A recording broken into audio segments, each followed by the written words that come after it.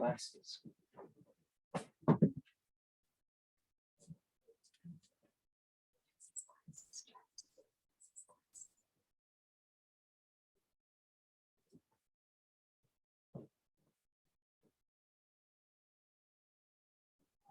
Okay, so I want to welcome. I want to welcome everybody. Rinpoche with like his text. Hold on.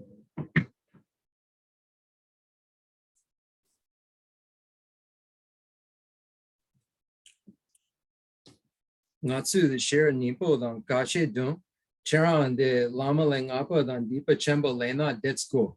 Dirbe.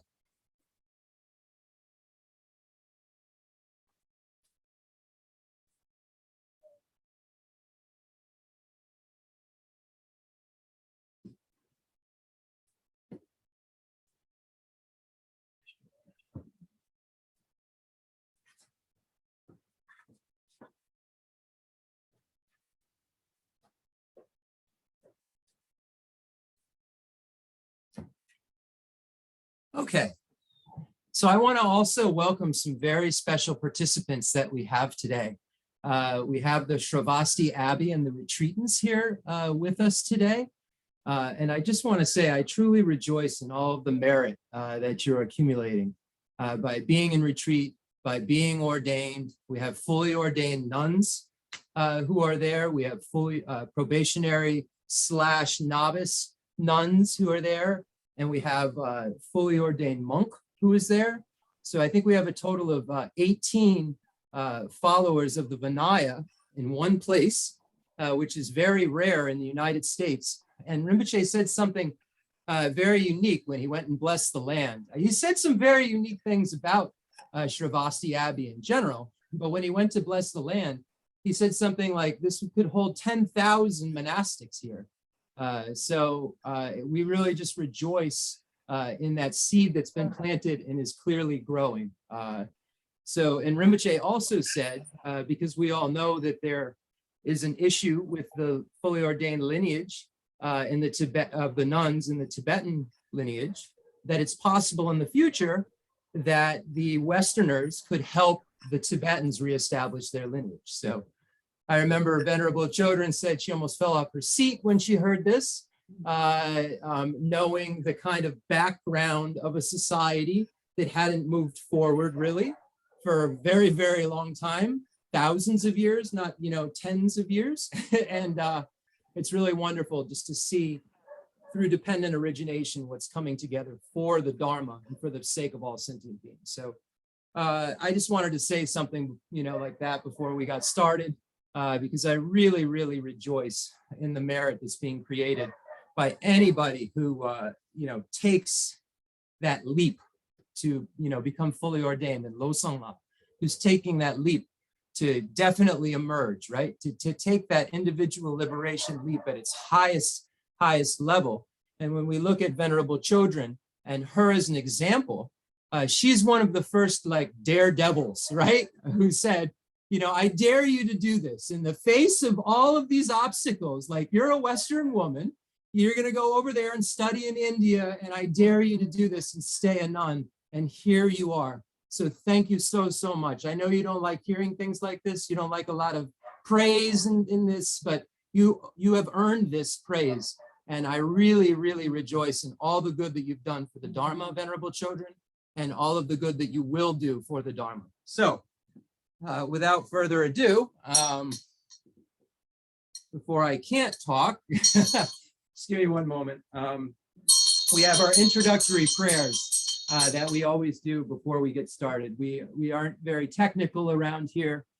We've always just, done a very specific way of doing things no matter what teaching we're giving. So we're going to get started with first, the Heart Sutra. I'll give you the kind of order of events for anybody who's new. And then after the Heart Sutra, we have the prayer to remove obstacles, the outer Mandala Offering, and the prayer of refuge. We actually switch that around during initiations. We do the Mondal Offering last, and then we get into some of the life story and then the request for initiation. So I will cue we have a very unique thing happening today. The Abbey has agreed to lead the Mandala Offering. So we'll cut to the Abbey screen and promote it so that we can then, hear the beautiful Mandala Offering, the way that they've really created this fantastic thing over the years with music and rhythm and so forth.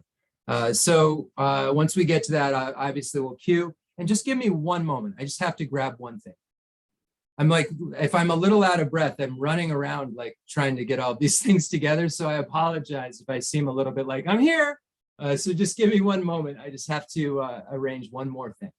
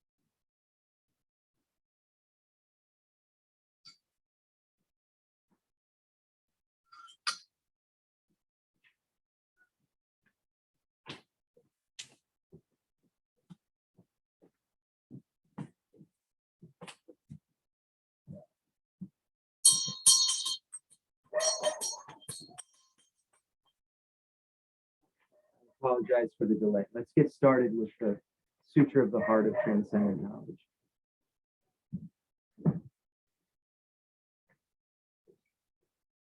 The Sutra of the Heart of Transcendent Knowledge. Thus have I heard.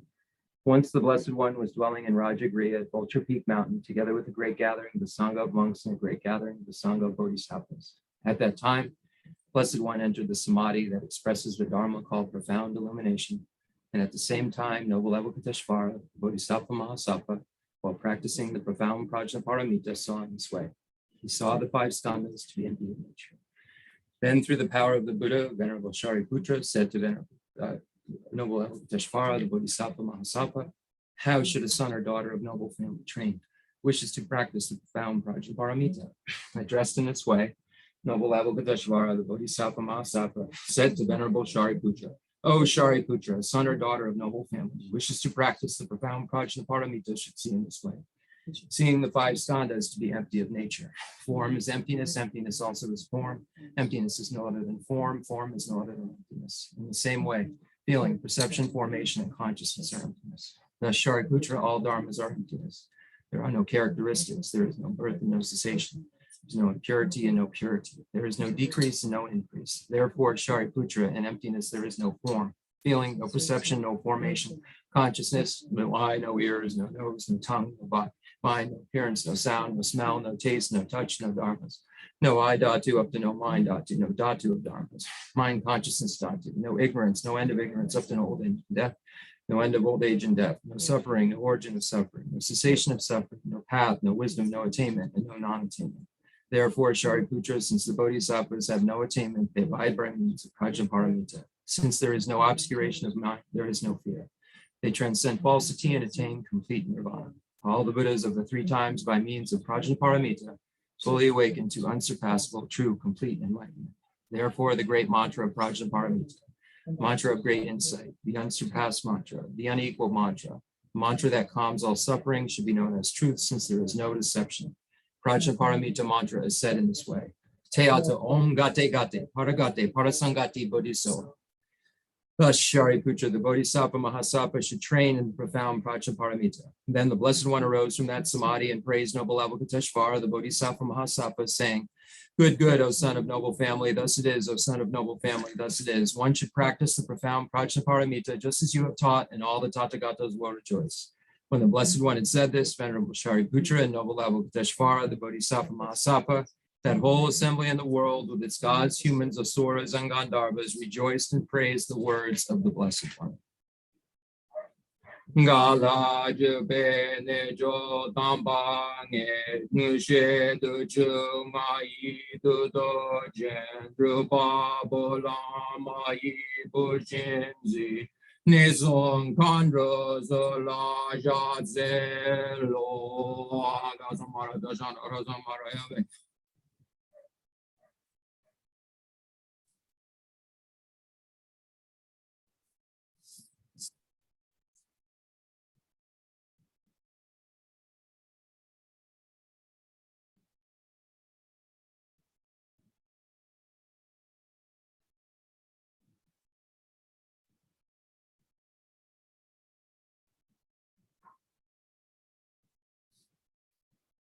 Agasamara Dashana Razama Medea Dong Gade Paragate Parasangate Bodhiso Ha Papa Gonju Sonji Gai Dembi Doji Se Lobo Doji Pepo Doji Shewa Doji Dragi Baji Metum Besho Tanji Shetin Koye So Ha Ngerin Donja Jeju Shewa Dan Meton Bejen Dan Jewa Dan Domba Lunjin Bonzon Zon Joji Tachi Teja Denda Dele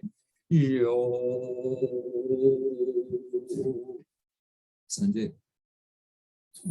Jadan Zaye Janala Janju Badu Dani Yazuji Dagi Chinye Jipe Sananje Drala Benji Sanje Drubaju Sanye Jadan Zaye Janala Janju Badu Dani Yazuji Dagi Chinye Jipe Sananje Drala Benji Sanje Drubaju Sanje Jadan Doji Jadan La Shanju Badu Dani Jasuchi Dagi Chinye Jipe Sananje Drola Benji Sanje Drubasho.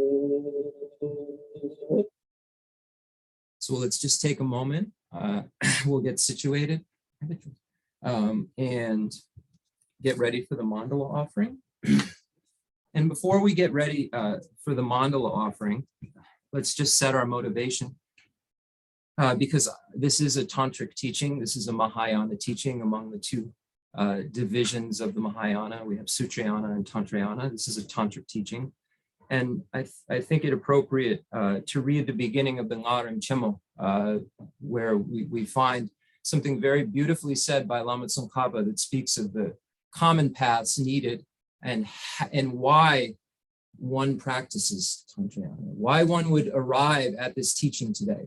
Why would one come here to have the White Tara long life initiation? What would be the purpose of this? What kind of individual would do such a thing? Why? Who would this be? So Lama Tsongkhapa presents this so beautifully that I'd just like to read this quickly and then we'll get started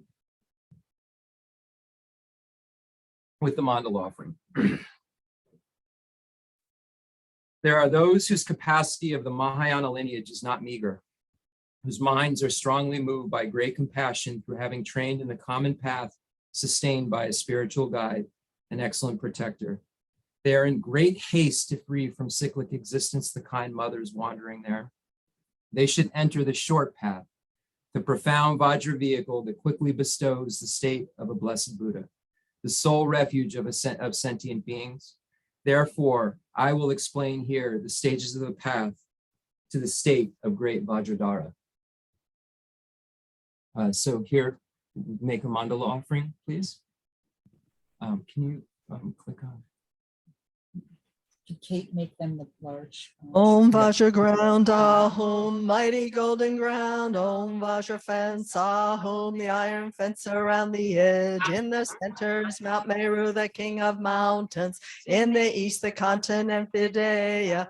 In the south, Jambudvipa. In the west, Godanaya. In the north, Kuru. In the east, are the continents Jaya and Videha. In the south, Kamara, Apara Kamara. In the west, Shantan and Uttaran Mantrina. In the north, Kurava and Kurava. Here are the precious mountain, wish-granting tree, wish-fulfilling cow, unplowed harvest.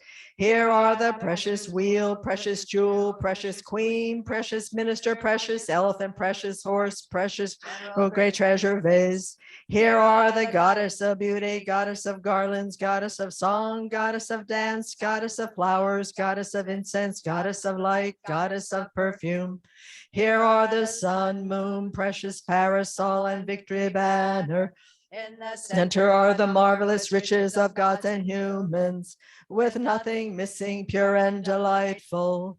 I offer these as a Buddha field to my glorious, holy and kind root guru, the lineage gurus, and in particular to the master of the entire doctrine, the noble spiritual mentor, as an offering while requesting profound Mahayana teachings.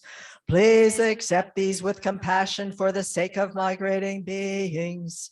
Having accepted them, please bestow on me and on the mother sentient beings abiding as far as the limits of space your inspiration, loving compassion. This ground anointed with perfume, flowers strewn Mount Meru, fallen sun and moon, imagined as a Buddha land and offered to you. May all beings enjoy this pure land. Venerable holy gurus, in the space of your truth body, from billowing clouds of your wisdom and love, let fall the rain of the profound and extensive Dharma, in whatever form is suitable for subduing sentient beings. Idam Guru Ratnam Mandalakam Niryatayami. So beautiful. So wonderful. Really, really, really wonderful. Thank you so much for that offering. Thank you very, very much. The Rinpoche, the nga the loju, the deepa Lama Leng Abbot and deepa Chenmo, the des lago, loju. The ne, the sana, the ngatu, the chukogu, the dusun sanje. Okay, then des go. So how wonderful it is that we're all together here for this white tar initiation so many years later. Some of us met many, many years ago, and then some of us, Rinpoche and Venerable Children, met many, many years ago. So it's wonderful that we can all, I know there's many people from Seattle, from the group, possibly that were at the teachings in the late 90s and so forth. That are now living at the Abbey. So we're just really, it's such a wonderful kind of reunion and new students, you know, getting to meet with Rinpoche, old students getting to see Rinpoche again. And I love this sort of thing. We're having a lot of this happen lately. We just finished the Kala Chakra Fire Puja here. Rinpoche and I did the retreat together, and monks from Sarah J, Sarah May, Namgyal came. Tupten Tomela, one of the previous main ritual masters at Namgyal, came, and they made the mandala outside with the sand in the fire pit. And we actually have a movie made. It's like a 6 or 7 minute movie made that you'll get to see soon. So it's neat. We're doing some things. So so how wonderful it is that we're here, because we're now being blessed into the lineage that starts from Tara herself, right? So we know it goes from Amoga Vajrasiddhi, Kirti, and so forth. If we look at the lineage itself, we'll get the exact lineage perfect. So It goes from White Tara to Bhagasvara Kirti to Amoghadvajra to the translator from Bari to Dipa Chenmo and Lama Langapa. So we see this story in the beginning of this text that that Rinpoche always insists that we go over, and it shows the excellent, wonderful qualities of White Tara in terms of life, lengthening one's lifespan and actual realizations into practice. And it's the story of Dipa Chenmo, who was a studier and a contemplator, but he went to a palm reader who was validated during that time to be an accurate palm reader. And the palm reader said that you're not going to live very much longer. You can't live more than 3 more years, and that's it. So you better go figure out something very important to do for 3 years. You find yourself a practice, because you're definitely going to die, and figure out what to do in that short period of time. So then Dipa Chenmo goes off on a quest. I think maybe to Utsang area to go find a teacher, and on the road runs into Lama Langapa. And they start to chat. Like Lama Langapa says to Dipa Chenmo, "What are you doing here? Why are you on this journey?" He says, "Well, I've met with a palm reader who's a clairvoyant, and they said I'm going to only live 3 more years, and I have to find this practice to do because that's a short period of time, right? And I want to make sure that I invest it properly with a spiritual guide who can teach me." And Lama Langapa looks at him and says, "No worries. I have a method." And that's the very famous part of the story. I have a method. And he says, "Go on, let me hear about this method." And so then Lama Langapa proceeds to teach him the Tara, the white Tara practice, and says, "You don't need to keep walking. You don't need to go anywhere else. Stay right here where you are and practice this, and you won't die in 3 years. Like, I promise, these practices will produce something, and as a byproduct, you're not going to die in 3 years." So Dipa Chenmo has this great faith in Lama Langapa, and he stays in this place. And after only 1 month passes of focusing on all of the instructions that Lama Langapa has given Dipa Chenmo, he sees Tara's face. He actually sees her. He has an image of her, and she says to him that if you erect an image of me, you'll live to be 60 years of age. So she says this, and he then erects an image of her, and then gets to be 60, right? So it works. Tara gives his advice. He continues to practice Tara. He gets to 60, and he's like, "I just went through this. It was a shorter period, right? But life passes very quickly, right? We all know this." And he reaches 60, and he says, "It's not time yet. I've not reached the realizations I need to." And he invokes Tara, and Tara says, "If you erect another image of me, then you can live another 10 years." So then he makes a painting, right? And he erects this painting, and then he gets to 70 years old. And he's like, "I'm still not where I need to be. I have a precious human life. I've studied the Lamrim. I have a spiritual teacher. I know what leisure and endowments are. I know what the opportunity I have is. I know I have death and impermanence. I know about karma and afflictions. I know about all of these things.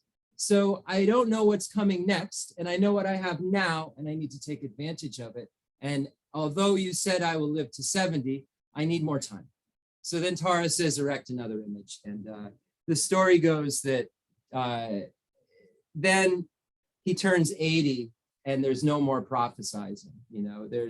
He says, "You erect an image of me, and you'll live many more years." And then the story goes that he lives to 95 years old and gets to practice Tara.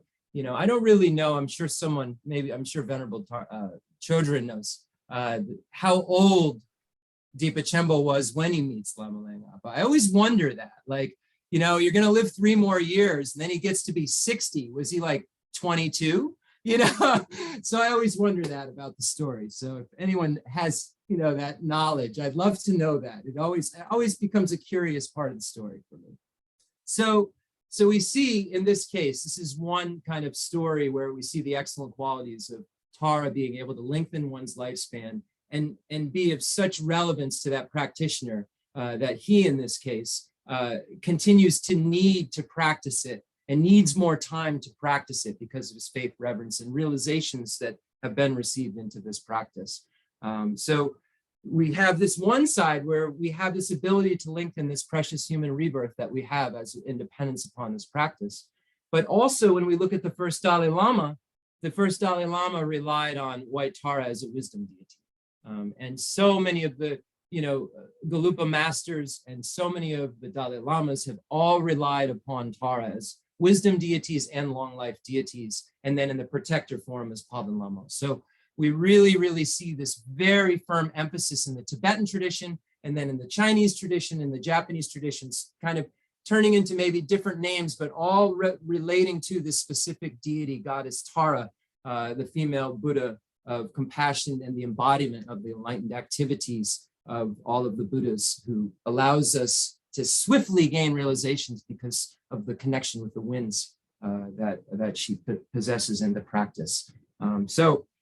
Now we start with requesting. So we have this wonderful opportunity to once again, some of us maybe for the first time, some of us for the manyth time, receive this White Tara initiation from a qualified master who possesses the 10 qualities Maitreya presents to us that a qualified master should really have. And we have that in front of us. So we really rejoice in that. And now we will request this teaching, the Dusun Sanjay. Please repeat after Rinpoche. Dusun Sanjay, Tanche Ji, Ngo Paden, Lama Yi, Dalai Yi Shin Kolo Yi, Sewan Semo, Sedusu, Dusun Sanjay, Tanche Ji, Ngo Paden Lama Yi, Dalai Yi Shin Kolo Yi, Sewan Samo Sedusu, Dusun Sanjay, Tanche Ji, Ngo Paden Lama Yi, Dalai Yi Shin Kolo Yi, Sewan Samo Sedusu. So this is the request for the initiation. I pray to the glorious Guru, who is the essence of the Buddha of all the 3 times, to grant me the profound initiation into the long life of Tara, long life White Tara deity. So now, in order to enter into any tantric practice, into mandala and so forth, we have to take Bodhisattva vows. So now this is the part in the ritual where we will take the Bodhisattva vows. And it's important that we first generate this really strong wish to free sentient beings. So we first can imagine that all of sentient beings are in space all around us. And we imagine them they're having their various sufferings, and we're seeing this all kind of going on because we can relate to it based on our meditation on our own sufferings. So we see all of this suffering going on all around of us, and we find it unbearable. So this unbearable nature leads us to this idea that we'd like to free all sentient beings ourselves. And then once we kind of get to that idea, we see we don't have the capacity or kind of all the qualities necessary to free them, and that we wish to become a Buddha for the sake of all sentient beings. So we imagine that wish, that strong wish that comes from, of course, love and compassion, the extraordinary attitude that just jumps and develops into this wish to become a Buddha for the sake of all sentient beings. We imagine that from that thought, from that love, compassion, and the desire to become a Buddha for the sake of all sentient beings, we imagine that this wish fiercely turns into a very place that no longer has ordinary appearances. We imagine that from this wish and that from emptiness, independent origination, we imagine that this place no longer is ordinary appearances in terms of what we're seeing around us. We haven't generated ourselves as a deity, but in terms of what we're seeing around us at this point, we imagine that everything around us has pure appearances. We imagine that if we can imagine that the merit field is in front of us. We imagine that the Lama is the manifestation of White Tara herself. The front generation here depicted on the umbrella is the manifestation of White Tara. herself. And we can imagine that the merit field surrounds us, it surrounds the white Tara front generation. We can imagine that the guru is on a throne supported by 8 snow lions. And we imagine that he or she, in this case, Rinpoche, is in the form of Tara. And we imagine just in front of him, her, in this case, is white Tara herself. And to the right of the throne, we see Shakyamuni Buddha. Behind the throne, we have texts piled up. And to the left of the throne, we're facing it, so you're right, but they're left. There are Arya Bodhisattvas all just billowing. So we imagine that all of these things are surrounded in the space in front of us. And we imagine that all of these beings are now being witness to our taking the Bodhisattva vow. And they're witnessing it because we've said to them that we want to become Buddhas for the sake of all sentient beings. And we've generated this aspirational bodhicitta that then charges forward with an engaged bodhicitta once we take this Bodhisattva vow of 18 root and 46 secondary precepts. So, Shanchu Sembi Duma. No. Don't you son la Dacha che Deepa Tamche Sususha Drigela Jai Ram Sanjay Shanchu Yiji Sung. Don't you son la Dacha che Deepa Tamche Sususha Drigela Jai Ram Sanjay Shanchu Yiji Sung. Don't you son la Dacha che Deepa Tamche Sususha Drigela Jai Ram Sanjay Shanchu Yiji Sung. So now we imagine that we've received the Bodhisattva vow, and we imagine that it's firmly placed within our continuum, and it stays there until we become a Buddha. Unlike individual liberation vows, they don't shed when we move to our next life. We can carry them forward. We can carry our bodhicitta forward because it's a mind, it's a consciousness. So now we imagine that through the power of the Lama, who's the manifestation of white Tara herself, through little power of our own, we imagine that we, from emptiness, just emerge magically almost into white Tara, because we have to abandon all ordinary appearances at this point, now that we are entering into this practice of the 4 divisions. So we now imagine that through the Lama's power, little is expected of us at this point. We haven't been initiated. We haven't received all of these different levels of blessing of basis. So at this point, it's just a blessing of the Lama that allows us to manifest as white Tara. So we imagine that we're manifestation of white Tara, and now we can hear this virtuous doctrine, and we can bless our bases and establish more and more suitable bases to take on Tara herself, pure bases. So the initiation itself is in 4 categories. Initiation through the life torma, initiation through the nectar of life, and initiation through the pills of life.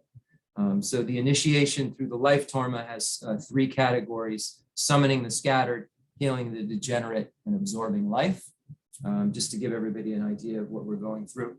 And then when we get into the healing the degenerate, there are 3 categories: healing degeneration of life, healing the degeneration of our strength and merit, and healing the degeneration of our vows and our pledges. So this will be kind of the order of the first section of the initiation through life torma.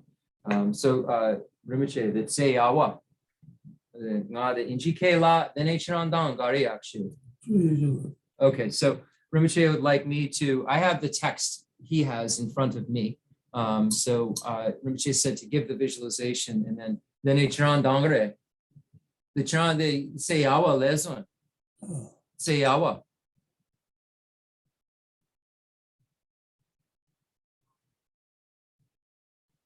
Okay, so imagine that the Lama is the manifestation of white Tara herself in the self-generation form, And imagine that the front generation is the manifestation of White Tara herself. And on the crowns is Amitayas holding a bowl of life-fulfilling nectar. So we imagine Amitayas has at the heart a tree. And we imagine that if we can, whatever level of visualization we can do, that the Taras have a syllable pump at the heart. And we imagine that from the self-generation, who is the manifestation of Tara, from our love. So from our love for our teacher, this all occurs. So when we look at the way this actually works, we have this love for our teacher, this faith in our teacher, and then from that love, which is so powerful, we imagine that heart light rays flow out of the self-generation and go to the front generation of White Tara, light rays and nectars and so forth, to the front generation. And we imagine that to the front generation at the heart, we imagine then that all of these light rays go to the flask and the hands of the Lord Amitayas. And we imagine that then light rays radiate from the tree and from the flask out to all of the 10 directions. And we imagine that those rays then turn into hooks, iron hooks.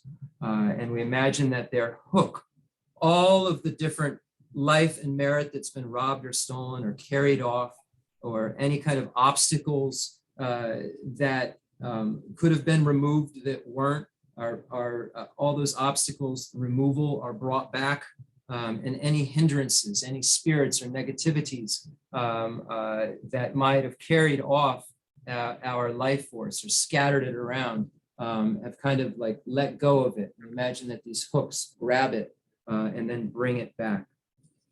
And we've imagined that these hooks are grabbing flasks full of deathless life and skull bowls, alms bowls full of nectar. We imagine that they're all coming out of the sky, raining back to the front generation of White Tara. And we imagine that then it dissolves into her body, and we imagine that measureless amounts of nectar colored in red and white come out of White Tara and enter into the top of our heads through what's called the Brahma hole, and fill our entire bodies, cleansing away misdeeds, obscurations, diseases, and any kind of impediments to life. So we imagine that we've then arrived at this state where we have removed all of these negativities and have this magical attainment of a deathless life. So next, we have what is called healing the degenerate. Rinpoche did say nyampa, the do sonan dansi domba, dirbe, the chan dang adang. So now we have the next part of the initiation called healing the degenerate. So first we begin with the healing the degeneration of life. What does this mean? So we have the various elements. We have earth, water, wind, fire, and space. And these elements support our life. They allow our life to go on. Our earth element allows us to be sustained and have rigidity.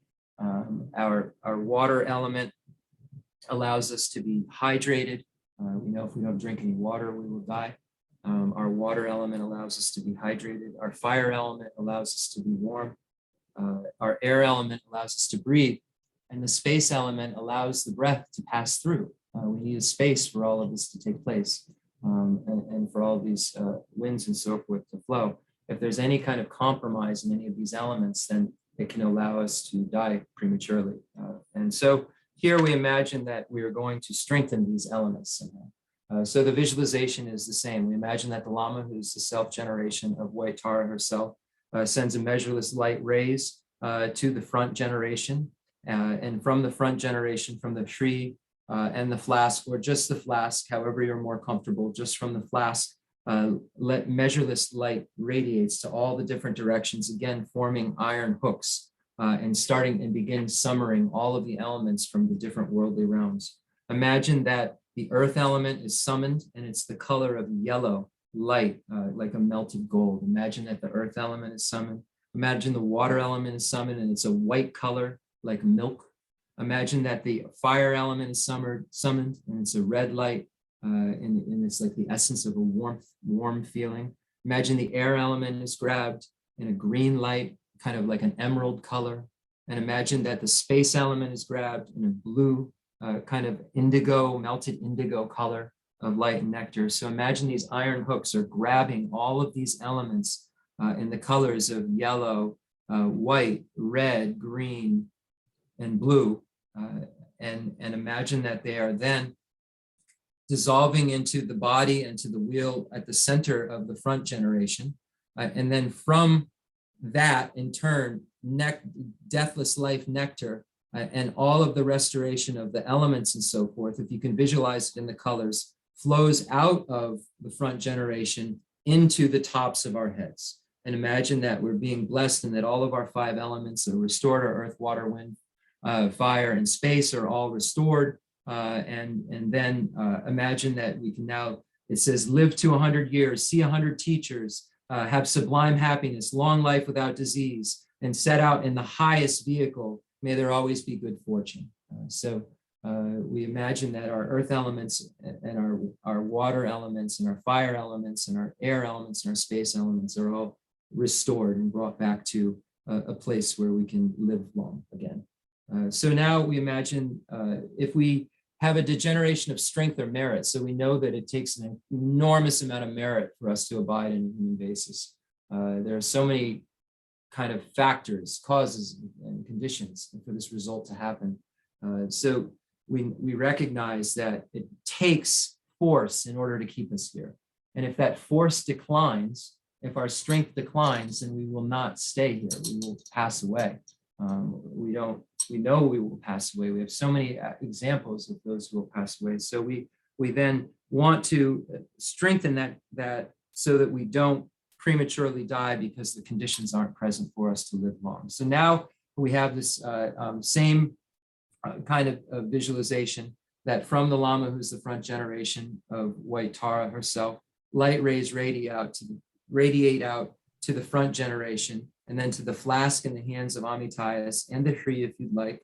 And imagine that light radiates out to all of the directions and gathers up strength of Brahma and Indra, all the stars' strengths, all the moon strengths, all the planet strengths, all the strengths of empowerments that were ever given by any guru and any master, all the magical skills that could be understood are grabbed, all of the clairvoyances are grabbed, and all of the kind of power that the world monarchs possess and strength possess is grabbed, and all of the realizations of mantras and deep contemplations of yogis are grabbed. And we imagine that they all come showering onto us in the form of light and nectars, in 8 signs of good fortune and so forth, and various symbols. We imagine that they're then dissolving into the front generation at the wheel at her heart. And then in turn, there's almost like overflowing out this nectar that then goes into the top of our heads and cleanses away any of our negativities, misdeeds, obscurations, diseases, and impediments to life, granting us the happiness and glory and giving us possession of the magical attainment of lifeless, deathless life. So now then Rinpoche, he recited, he does this many, many times where he does the prayer to himself. And he said, merit increasing until it is as high as the Mount Meru. May you have merit. So imagine that your merit that you've now received is not only kind of like, you know, what it takes to stay here. Imagine you've just been like showered with huge amounts of merit that could pile as high as the highest mountain you could ever imagine. So imagine that amount of merit has come. So now we move on to the ritual, which is called the permission of body, speech, and mind. It's healing the degeneration of vows and pledges. So here, in order to heal any of these misdeeds that we've created in relation to pledges or vows that we've made, damsik and dumba, we imagine the following visualization. It's a little bit different. We imagine that because of our fierce love for the guru,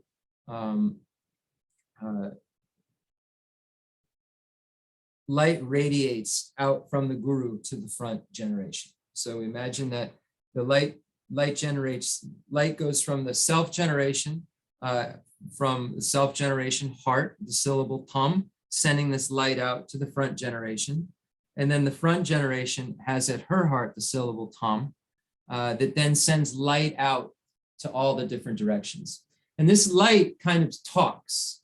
It's an invitational light. So it's this invitational light that's going out from the front generation to all the Buddhas, Bodhisattvas, Dakas, Dakinis, all of the beings and deity, all the deities within the lineage of Amitayas and White Tara and connected to White Tara. We imagine that there's an invitation being made, a request being made from the front generation to bestow initiations on us and to bestow all of the various purities, empowerments of body, speech, and mind of all the gurus, Buddhas, and Bodhisattvas. So we imagine that this light requests all of these empowerments, and we imagine they accept. We imagine that all the Buddhas and Bodhisattvas and Dakas and Dakinis and all of those related to this lineage of White Tara accept this invitation, accept this request, and then rain on us empowerments, rain on us blessings, rain on us all in the forms of mantras, syllables, emblems, seed syllables, and all kinds of nectar of deathless light. And we imagine that they are then dissolving into the body, speech, and mind at the crown, the throat, and the heart of the front generation.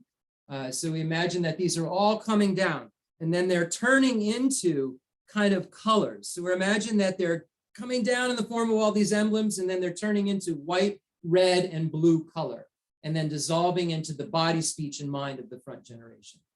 So then we imagine that from the front generation, this same white, red, and blue lights and nectar flows out and directly comes to our crown, throat, and heart. We imagine that these lights and nectar are then pressed from the front generation through this energy into our being. We imagine that from the white rays, we have a purification of our body at our crown. We imagine the red ray purifying our speech at our throat, and we imagine the blue ray purifying our mind at our heart. And we imagine that when all of this takes place, and once the final drop of white, red, and blue has entered us from the front generation, we imagine there's a transformation that takes place, and that our body, speech, and mind that were sullied before are transformed into the Vajra body, speech, and mind of purity. The reason this happens is we now have the ability to absorb White Tara and become White Tara, because we've become the complete suitable basis through this process of initiation. So now we are at the point where we have this transformation of our body into from an impure body into a Vajra body, our speech from an impure speech into a Vajra speech, and our mind from an impure mind to a Vajra mind. And we imagine that at this point, we have these excellent qualities of body, of the 32 major marks and 80 minor marks. We imagine we have the 60 melodious sounds that come from our speech, and we have the omniscient mind that also has the excellent quality, as it says in the Lamrim Chenmo, of caring for others. So knows reality and diversity, and also loves others, and will do something with that knowledge for all sentient beings. So we imagine we now have that. We imagine now that we have omniscience. We imagine that we have love and care for all sentient beings, and our mind that was sullied before now is the mind of a Buddha, and our body that was impure before is the body of a Buddha, and our speech that was impure before is the speech of a Buddha. And now we imagine the following. So we're sitting in this idea of this purity, and we imagine that we have the Lama, who's the manifestation of White Tara, and we imagine that then the Lamas, through this kind of fierce relationship we have with him or her, in this case him, who's manifesting as her, these light rays kind of push this front generation over and like split it up into over the tops of all of our heads. So we imagine that then there is a White Tara at the top of each and every one of our heads, And we imagine that that white Tara is then sending us blessings through all the parts of our bodies. We imagine that they're entering through the top of our head, and we're imagining that all of our misdeeds, obscurations, any impediments to life, anything that would shorten our life, are all kind of being pressed out of us. So we imagine that this kind of last final blessing, right? Where ordinary appearances disallow us to be Tara, are abandoned. So we imagine this last blessing of Tara sending nectar and lights down into our body through our crown, pushes out any kind of negativities, misdeeds, or impediments to life that are left. And we imagine they're like leaving our pores almost, like oozing out of our pores, like thick black soot, almost like coming out. And we imagine that once they've finally all gotten out, our body is like a crystal. And we imagine like with the first tent, right? We imagine like where our body is this crystal that's emanating light out, not just like a light emanating in one way, a crystal emanating everything in every direction lights. So it's important when we visualize this, that we aren't visualizing it in just a kind of flat way. We're visualizing this as an orb almost of light, just sending it in all directions. And then we imagine that we hear the Lama say Za Hom Baho, and we imagine that at the top of our head where we had white Tara, and if we had the merit, we're able to visualize the merit field around her. We imagine the merit field dissolves into white Tara at the crown, and a second Tara breaks off and slides down into us, and we become white Tara. So we imagine that we then take on the pure aspect of white Tara, and we sit in that visualization and recognize that we have this divine pride of being the deity white Tara herself, but that divine pride is empty. We recognize that we are just a manifestation of parts coming together that are nominally designated as white Tara right now. There is no white Tara we're meditating on from her own side. There is no I meditating on white Tara from our own side. There's no practice of Tara that isn't empty. All of these things abide in the same nature of dependent origination and lack of true establishment. So we abide in this moment as the deity meditating upon emptiness.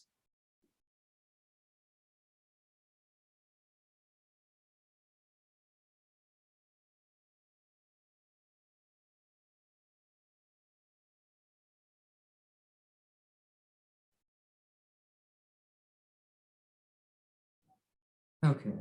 Dutsila dene. Oh, Okay, so Dutsila dene.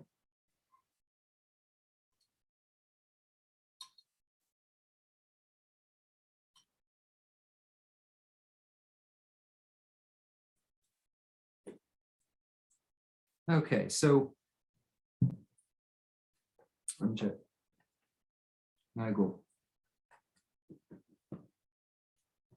So imagine that the umbrella, the torma, has been placed on all of your heads. Normally it would be Zahom Baho and then placed on your head. Imagine Rinpoche has placed the torma with the white Tara front generation on your crowns.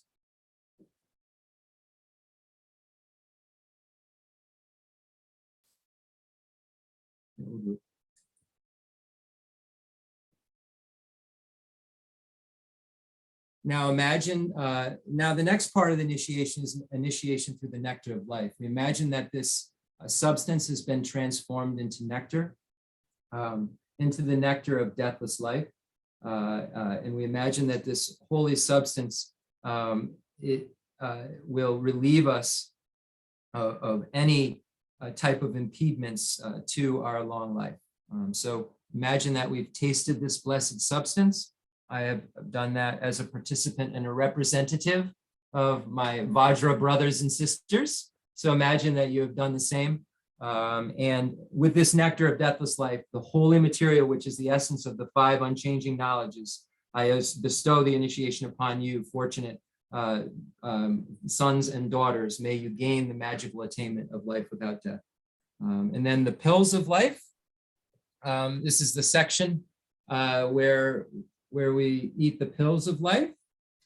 We imagine that these pills are the cure for over 400 types of diseases that could be present. And I know that the Shravasti Abbey has, we asked to have them make pills. So Rinpoche, the Shravasti Abbey, the se rings usam, the Chiran Shelap Jarona. So I asked Rinpoche to bless your long life pills. So he's done that. So now we're all on the same page of long life pills. Rinpoche.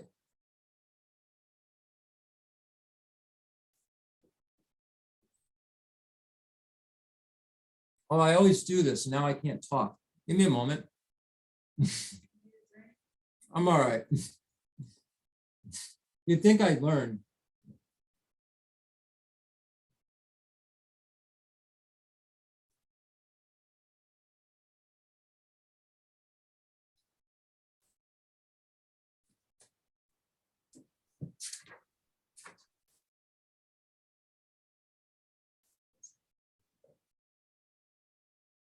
Yeah, this. Yeah.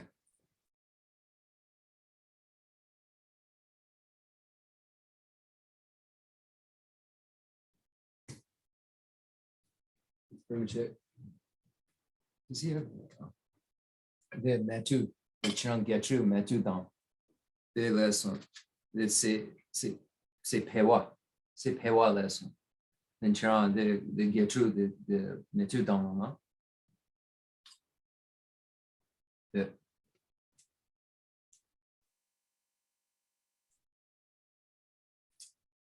So now we've reached the part of the ceremony called increasing life.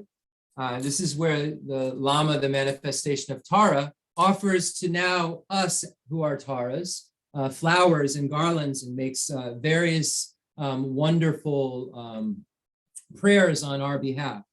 So we imagine that there's music and sound and flowers falling out of the sky. Just wonderful things are occurring as a result of the Lama's love for us and as a result of the Lama's respect for us as white Tara, as white Tara's respect for white Tara, right?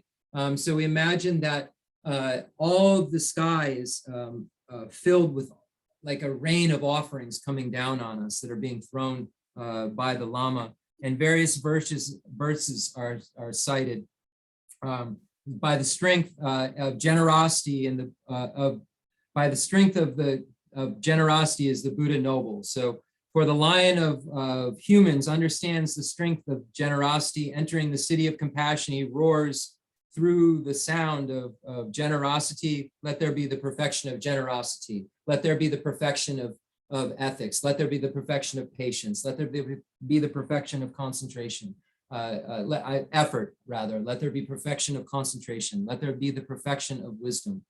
So all of these prayers are made, and now we now kind of make a vow at the end of the initiation. It says, yes, I have now received this profound initiation, and I'm so happy that I've been able to have this. And I vow that from this day forward, I'll take Tara, the mother of the Buddhas, as my patron deity, and I will preserve the vows, pledges, and generals and particulars associated with this practice. So here we repeat 3 times after the master in order to kind of seal this initiation, to make our pledge and to our pledge to be heard and kind of witnessed, if you will.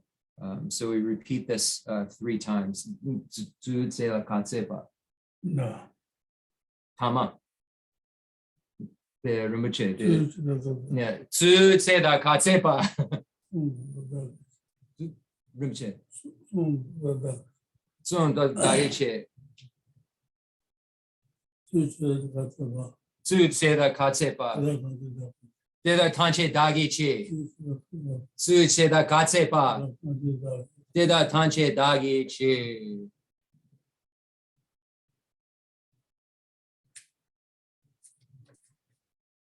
So thank you everyone so much for attending this event. Rinpoche, it was really, last night we were talking about it. We tried to get like earphones, and when we had to do the teaching for His Holiness, we had to get a little more technical to try to be able to, hear and talk. Maybe we didn't know what was going to happen. So we have a little bit more technical understanding over here these days. So we're trying out headsets and headphones to see if that helps.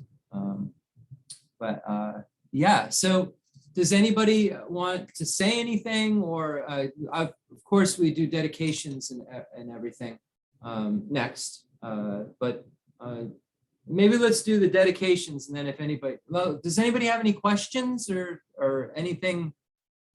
I never know. Yeah, no, Jeff, I was just happy that the whole audio thing worked. It worked perfectly, didn't it? Yes, it did. Coleman, who you all just heard, helped get all this together. I called and I said, I know you work at Walmart, and he works at Verizon. He doesn't work at Walmart, he works at Verizon, which is in Walmart. Let me make it clear. But he works at Verizon in Walmart. And I knew he'd know stuff. So I called him, and it was his day off, and he literally left, got in his car and went and got stuff to make this work. So yes, it did work, Coleman. Thank you so much. We really appreciate it. It takes everyone coming together to make any of this work. Yeah, it was my pleasure, Jeff. Yeah, we appreciate My pleasure. it. Yeah, man. Jeff, do we, as receiving this initiation from Rinpoche, do we have a commitment that he'd like us to make, a mantra recitation or something? Rinpoche, the Khensur, the dansi yirbe, the ja zonga nishu sachi. The dansi yirbe, the keomar susudupa. Whatever you would like. There is no specific commitment. Susudupa. So whatever you would like. It's up to you. I think that's the colloquial. It's up to you, whatever you like.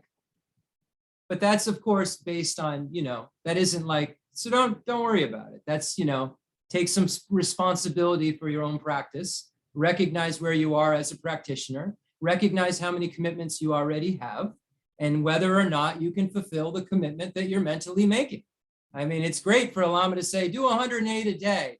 And then you're like, well, I have 10 initiations. And if I do that, then I'm just going to do mantras every day. That'll be it.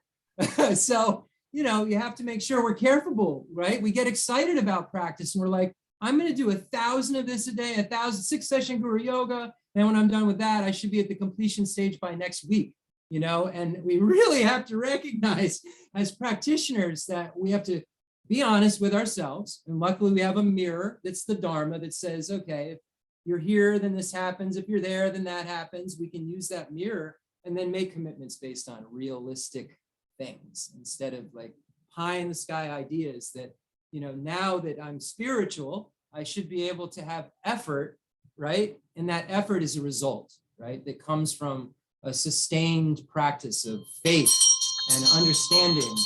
When we look at the beginning of the Lamrim Chenmo, where it talks about what you need to do to practice Tantra, the first thing it says is get refuge. But it doesn't talk about all these excellent qualities first. It says one thing that I just love. It says, I don't have any kind of commitment or special connection to the Buddha. I don't despise Kapila, who made the Samkhya tradition. I'm someone who really, really just relies on truth. And whatever comes out of that, then that's what I'll follow. And we as practitioners have to find out what's true or not true. That's why we study the tenets. That's why we look at all these things that we might already believe are true and not even know it, and they aren't true. So we have to figure out what the objects of negation of our misconceptions are. And the only way we find that out is to find out what misconceptions are, right? So it's really interesting that the Lamrim Chenmo starts out with like, I'm not even like saying we're Buddhists. I'm just saying we're truthists. And let's see where that lands. And once you land where we think you will, and you find out the only door to liberation, the only door to the higher realms really, and to the final goals of liberation and Buddhahood are through the Buddhist path, then take refuge in the Buddha. So it's an interesting way of going about it. Lama Tsongkhapa starts with this, what's true? what would lead one to liberation? Will what you believe, or will what I believe? Rip that apart. Like the Buddha said, cut it and rub it, figure out what it is. Because the Buddha can't take away our suffering or give us his or her realizations or some kind of water washing, right? The Buddha teaches us how to become liberated, right? That's it. The Buddha has no responsibility to us other than teaching us how to be liberated. That's all that he or she can do. They can't make a magic happen. And the minute we think some magic's going to happen and we can do 10,000 mantras a day because of a blessing, is we are missing the whole point of the graduated stages of the path, the small scope, the medium scope, and the great scope that then turns into Tantra. The small scope, the medium scope, and then the great scope that then turns into Tantra. You know, so anyway, that's enough out of me.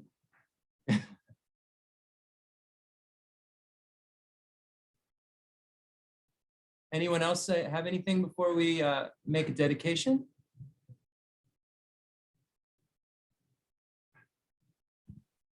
Yeah, we're at Venerable Sravasti. children. We're very grateful for Rinpoche doing this, and also Jeff for your translation. Rinpoche Chang Kadrin Chenmo.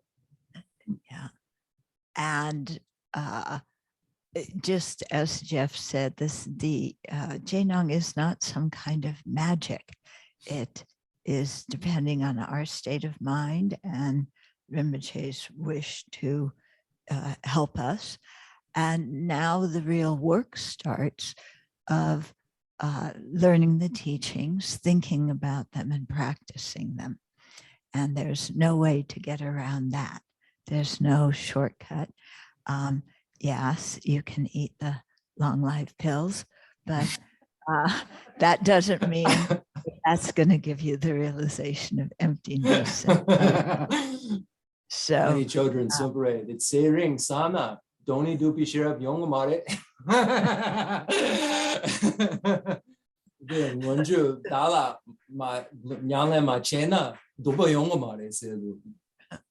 So I always say that the real way that the Buddha helps us is through giving us the teachings, and then we have to practice them, not just take notes and put the notes, you know, in a file or a notebook and file that away and never look at it again. Yeah, it's to receive the teachings and then think about them.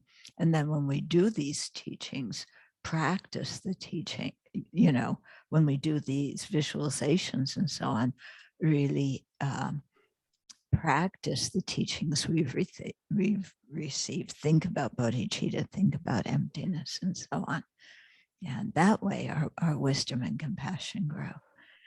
So thank you very much for enabling us to have this time together. I first met Rinpoche in 1990. So it was a long time ago. And he was the abbot of Namgyal Monastery at that time. So Rinpoche, the Ani children this sombre, the 1990 Chiran Jebore, then Chiran the Nanjel Kempo, the Dutsu the. yeah. And I requested him to teach Uttara Tantra, which is the teaching by Maitreya with the Sangha's commentary on Buddha nature. And Julama Trisum Kong. Yeah. Satambo Julama Trisum. We got into that text, and then in the middle of the text, SARS happened. Oh, yeah. it's always something. Yeah. So it has yet to be finished. Huh. Tetu Mari, you know, the Khensur Rinpoche Yure. Rinpoche was wondering if we've gotten to a point where in technology we can get you like long life pills instantly. Like he was wondering if like that technology existed, like maybe like beaming, like Star Trek. Yes.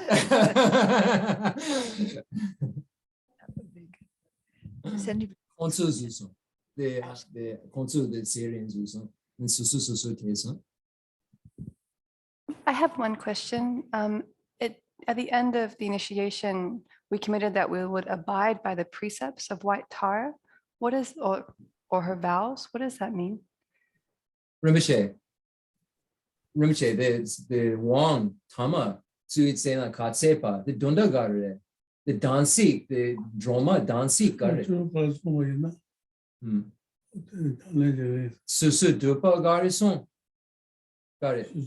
Oh, the Droma Garrison. Then the Dansik, the Garre, Shaju Dansik. There. They get you shake a bit. Gangster the Shaju, the Dansik, the Lapcha, Mambo here.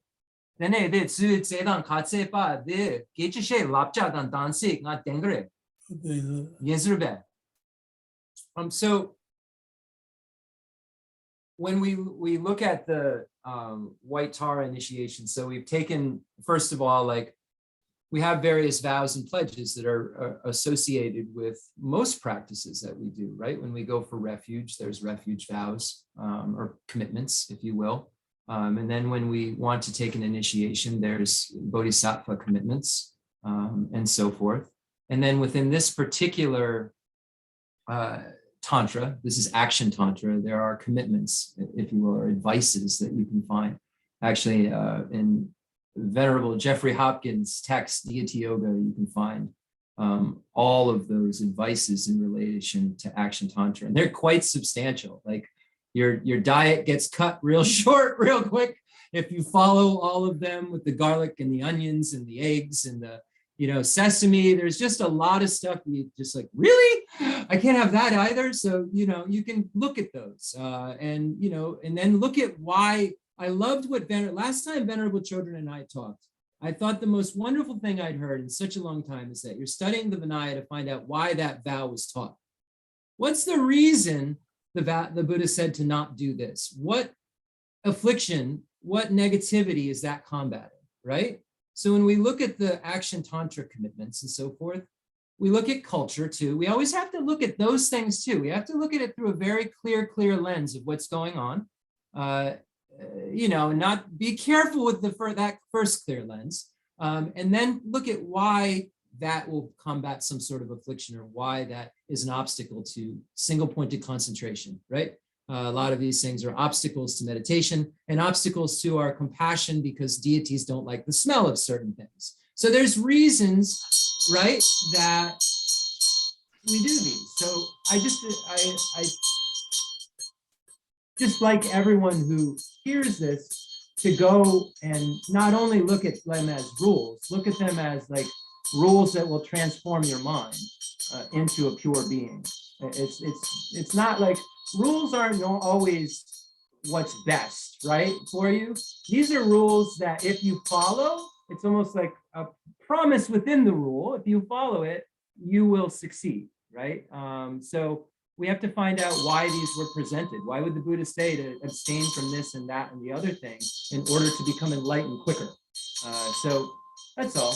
So those are the commitments that are given. We have refuge commitments, we have bodhisattva commitments and vows, and then we have the various commitments that are related to this tantra, and then maybe some uncommon even practices and commitments within the Tara lineage that you can find once you study deeper and deeper and deeper into the White Tara stuff. And I know that a lot of people have asked about sadhanas for White Tara. And we've been really using the David Gonzalez book, The Healing Nectar of Immortality here, with Trijung Rinpoche's sadhanas and his burnt offerings, and everything is all contained within it. All the retreat materials for White Tara. I am in no way a scholar. There may be better materials out there, but that's what Rinpoche has said. He's seen the source materials for the Trijung sadhanas and so forth, and the preparatory rites, and he agrees that these are good, but not the only. So I always offer that to students who have, want to follow it or look into it a little deeper. And you'll find that the mantra recitation in the retreat sadhana is the visualization we just did. While you're doing the mantra, you're imagining the hooks and all of these, along with the eggs. There's eggs too involved. tense, but you'll find there's a lot of what we've already done is in the practice. So a lot of the students who've done this 30, 40, 50 times, this initiation, will find that the practice has a lot of similarities within it. Because that this particular white Tara initiation lineage kind of comes from that direction. Rinpoche, when he was in Buxa, I'll just tell this real short story, was very, very sick. He was in Buxa. And Geshe Gompo, who's also my teacher, who's passed on, who was Rinpoche's attendant and student. I say that in my mind, it sounds so funny to see Geshe Gompo as Rinpoche's student, but because they were such close age, and Geshe Gompo was such a realized tantric master, but he served Rinpoche like I would, like he served Rinpoche. And so when they were in Buxa, Rinpoche got very sick and they thought he was going to die. Zong Rinpoche came at the request of Geshe Gompo. And Zong Rinpoche came into Rinpoche's room and gave him the initiation and all of the instructions into retreat. And Rinpoche went into retreat in Buxa, to White Tara, and then was healed. So when we talk about these namtars and these stories of Dipa Chembo and Lama Lengapa, we have to include real life ones that we can touch. They're sitting right here. Rinpoche was very sick and received this practice that he almost every day will tell me about and believes saved his life, and has never, ever broken his samaya, never broken that commitment to White Tara since that day in Buxa. I don't know what he did before, but he's just been very, very firm with me that he's never, ever broken that commitment to White Tara, and has had a lot of successes into her practice as a result of Zong Rinpoche's kindness and the kindness of those old lamas who really presented this all to us, So thank you. I like to tell that story because it's something that's really, really like happened now, and happened to our teacher, and our teacher can sit here and say, the Lama, the Chiran Boksa, Chiran Shera Naudu, then Chiran, the Dronkar Sewang, the Zong Rinpoche Nason, then Chiran Natsa Johnson.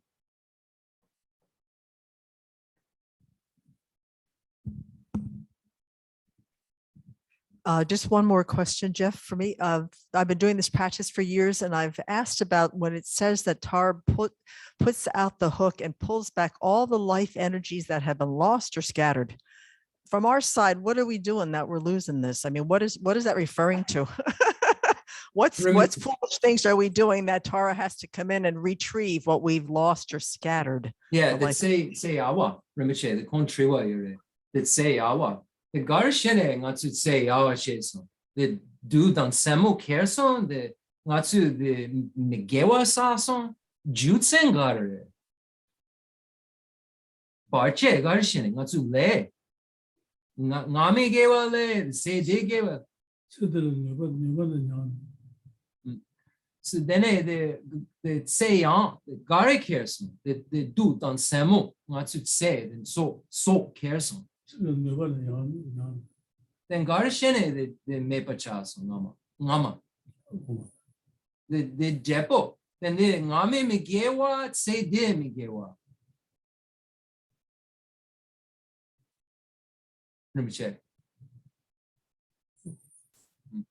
So it says in the text that it's carried off by spirits and negativities. So I just asked Rinpoche, is this something that's a result of our previous karma that's coming to fruition? Of course it is, but of way behind, like long before? Is it something we're doing in this life? I asked him, and he said he didn't know. He said, I don't know. And he said that what it does is it brings it back to its former ability. So however it got lessened, right? Or carried off, or, there's so many things, right?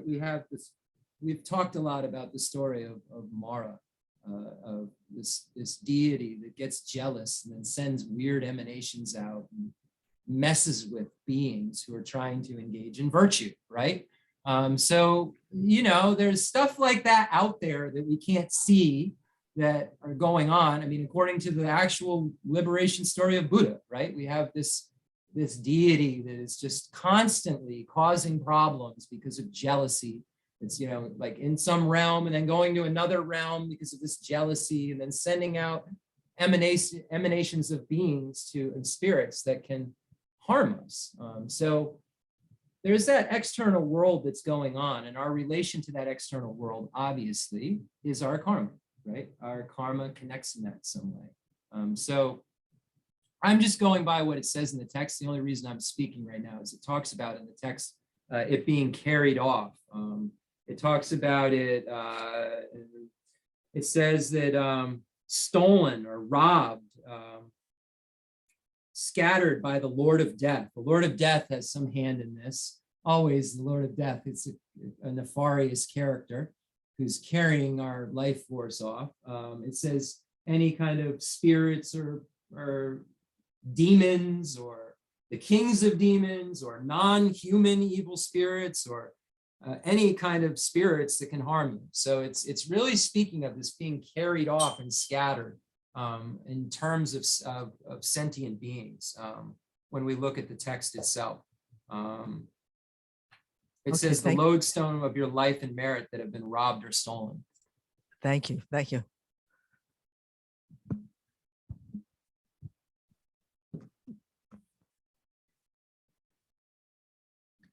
Rinpoche, you have this connection with White Tara to assure your long life, but as your students, we also Hold on.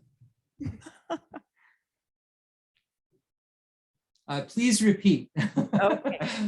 So Rinpoche has this amazing connection with White Tara, which assures his long life. But from our side, as his students, Rinpoche, we request you, please have good health and long life, and continue to teach the Dharma for countless sentient beings. Please stay with us for a long, long time. The Rinpoche, the ani de consombore, the Chiran, the Dronkar, Dendu, Tepa Ire, Yene, the consombore, Tuji Rinpoche, Gutsi Shapi Denalan, Chukor Guo, Natsu Becha Chironang, Gemma, the Kalpa Mambo, Natsu Becha Chironang.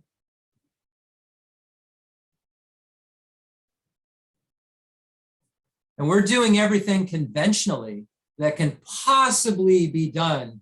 I mean, it's like a magic show around here with like all of the treatment. I mean, everyone here are Rinpoche's root students. Rinpoche's on full-time dialysis 7 days a week. He gets hooked up around 9 at night and unhooked at 9 in the morning. And practices still around the clock, you know, still reading hundreds and hundreds of pages of text and doing all of the practices alongside of also heart condition, diabetes, and all of the things that come along with all of the fluid intake and so forth that goes along with dialysis. So Rinpoche is very committed to staying alive based on what he's willing to let me do.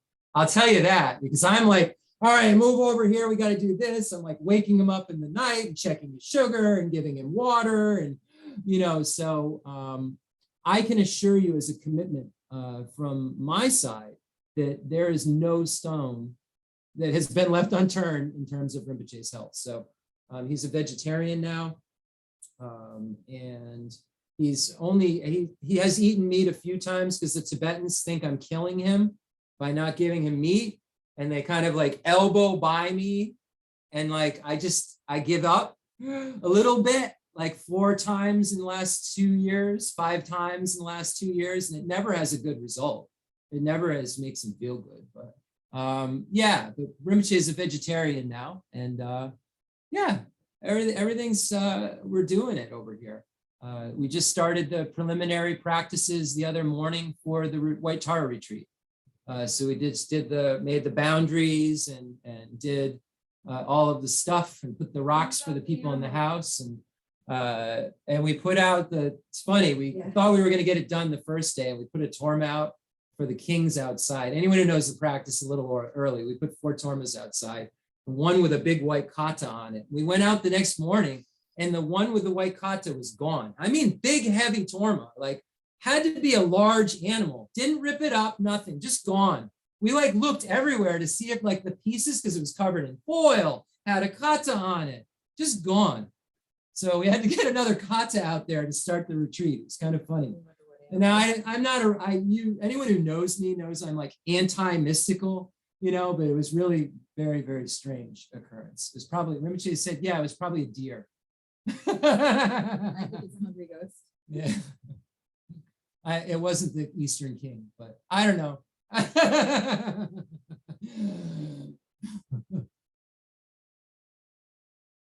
So let's get the dedication done, because I've been known to like forget. And then someone's got to remind me, like, hey, like waving arms and stuff. So let's do the dedication. Yeah, I think I may have forgotten that at the Sravasti Abbey 20 years ago. And we had like Q or something. I don't know. I have some memory of that. I don't know. Okay. So we have, we'll do our normal concluding Mandala Offering, Samantrabhadra prayer. Long life for His Holiness and long life for Rinpoche. The fundamental ground is scented with incense and strewn with flowers, adorned with Mount Meru, the four continents, the sun and the moon. I imagine this as a Buddha land and offer it. May all sentient beings enjoy this pure land. I dedicate whatever virtues I've collected for the benefit of the teachings and of all sentient beings, and in particular for the essential teachings of Venerable Losang Drapa to shine forever. I send forth this jeweled mandala to you, precious Guru. I dedicate all this virtue to emulate the knowledge of the hero Manjushri and likewise Samantabhadra as well, with whatever dedication is praised as supreme by all the conquerors who traverse the three times. I also dedicate all my roots of virtue for the sake of auspicious deeds. In the heavenly realm of Tibet, surrounded by a chain of snow mountains, the source of all happiness and health for beings is Tenzin Gyatso, Chenrezig in person. May his life be secure for hundreds of kalpas. I pray for the long life of the precious Khensur Wandak, upholder of scriptural and realizational doctrines, the spiritual friend who trained extensively in the 5 great philosophical texts with exceptional wisdom and perseverance. Tuji Rinpoche Gusi Shapi Denala. Then Tanda the Khensur Yure. Tanda Khensur Chiran Dagdu. Okay, so he said, that's it.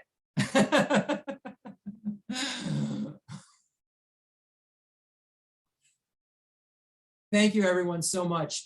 Kate, who's on the top, is the treasurer. If anyone wanted to get, I know some people were interested in specific directed donations towards Rinpoche that would go through our PayPal, through the center. So just let Kate know, you know, where the directed ones go. I gave you our address, Kate Novak. I gave you our address as well, where Rinpoche lives. So it will get to where it needs to go 100%. Yeah, if you donate through the website, the Chenrezig Tibetan Center of Connecticut website, it'll go through PayPal, and you can make a note in your for your donation if you want it to go directly to Rinpoche, if you want it to go to Jeff and his translation services, if you want it to go to the center, you can make a note of that, and we'll make sure that it gets where you intend it to. So thank you, everyone. Thank you. Put the headphone on. And they're making a kata offering. Turn it off. Here, hold on. Thank you so much on behalf of the Chenrezig Center and myself and Rinpoche. Thank you to all of the efforts. Thank you all for your efforts in practice. Please stay ordained and become and have a namtar, right? So that we can tell a story of you, you know, when you pass away, because you will pass away, we all will. And we'll have a story of, well, there was a nun named da-da-da-da-da who stayed in retreat for blah, blah, blah, blah, blah, right? So please stay monastics and stay practicing so that we have kind of objects of faith that are within our own tradition. And it's so wonderful to see that we have this many monastics in one place in the United States studying the Vinaya, and that's the only way it'll grow. This idea of monastics going and getting a job and like taking off their robes and putting on their robes and taking off their robes and putting on their robes, it's not real. That is not the intent that Buddha had. I started to try to do it, and I saw that that was not going to work, and that I was not the ideal basis for monasticism at that point in my life. And I told Rinpoche, I can't move forward. I never took Getsu or Gilum. I had the Parmi Gewa, the little monks have running around. They get to wear the clothes like a costume. I had that initially. And I knew that the only way to do it is the way that you are all doing it. And I didn't have that resource at the time. And I knew I couldn't live in India and didn't have millions of dollars to fly back and forth and get visas at the time. Now there's Sadra Foundation.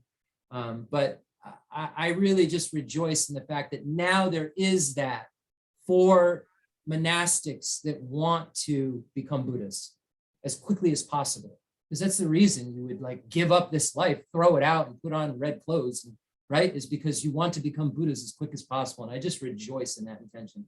Thank you so much. Thanks to you, Rinpoche, and also Jeff. And Tuchena, the Ani Chodron Sobret. yeah, because we never learned Tibetan, so we're relying on your translation, and you did a really beautiful job. So thank you very much. Thank you so much. I appreciate you. Okay. We will see you all later. Okay. Thanks again for everything. Thank you. We will practice well.